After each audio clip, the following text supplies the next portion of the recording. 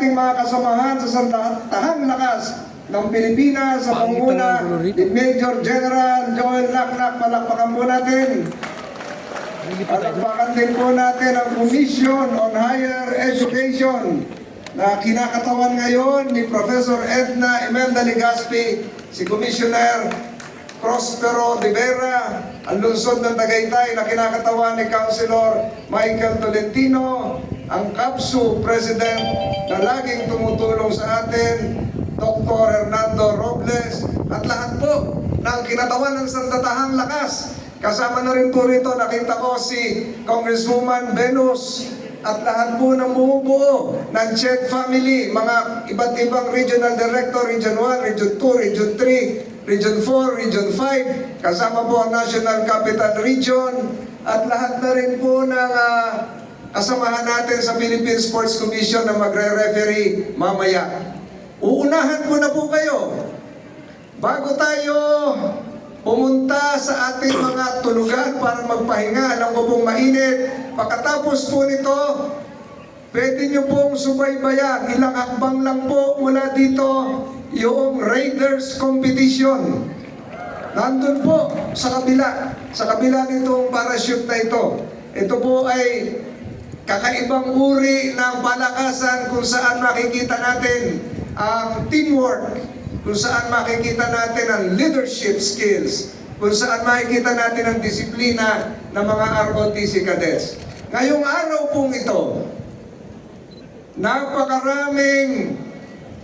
napakaraming satellite ang nakatutok sa Pilipinas. Nakatutok po sila sa kadahilanan po, napakarami pong jets ang lumanding sa Basa Airfield ngayon. Kanila po itong tinitingnan, yung mga Rafale jets ng France Air Force and Space Force. Nandun po ngayon, lumanding. Napakalalaki po itong mga eroplanong pandigma. Kung kaya nga po, lahat ng mga satellite ng ibang bansa ay nakatutok sa Pilipinas ngayon, minamasdan yung mga Rafale French Air Force jets. Ang France din po, ang host ng Paris Olympics, na lumanding po ngayon sa Basa Air Base. Subalit, kahit po nakatutok ang mga satellite sa atin, tatlong uri po ng satellite. Yung isang satellite po, yung optical satellite. Yung optical satellite, hindi po nakikita pag merong ulap. Yung pangalawang satellite, yung radar satellite, tagos po sa ulap. Yung pangatlong satellite po, infrared satellite, pag merong gumagalaw, kita po kahit nasa ibabaw ng lupa. Subalit, sa araw pong ito, habang tayo ay tinatakluban ng makakapal na ulap, kung gumamit man sila ng anong uri ng satellite, kung hawiin man ng Panginoon ang makakapal na ulap na tumataklob sa oval na ito, ang tanging makikita po nila ay mga kabataang Pilipino na merong disiplina. Ang makikita po nila ay kabataang Pilipino na merong leadership skills. Ang makikita po nila ay kabataang Pilipino na merong teamwork. Kaya po, hindi po tayo natatakot sa kanilang satellites.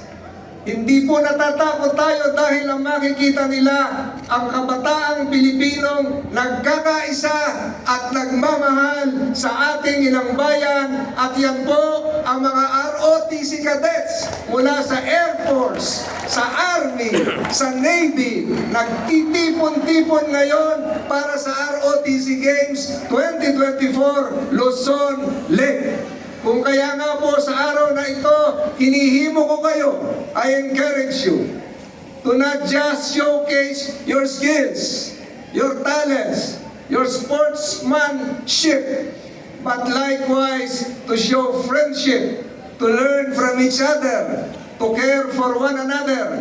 Dadami dapat po ang mga kaibigan ninyo, yung mga tiga-Tanawan, dapat po maging kaibigan yung mga tiga-Kalinga, yung mga tiga-Benguet, yung mga tiga-Pampanga, dapat po maging kaibigan din ang mga tiga-Catanduanes at tiga-Mimaropa, ganon din yung mga tiga-Metro Manila, dapat maging kaibigan din po yung mga tiga-Camarines Sur, tiga-Bicol at Northern Luzon at maging Central Luzon. ROTC Games is not just meant to showcase physical prowess. ROTC Games is meant to unite the Filipino youth. Ako po, si Senator Francis Tolentino, karangalan ko po na makaharap kayo ngayong araw na ito habang tinatakluban tayo ng ulap. Alam ko po kayo ay naiinitan na, subalit maraming salamat po sa pagtitiwalang ibinibigay nyo sa ating sandatahang lakas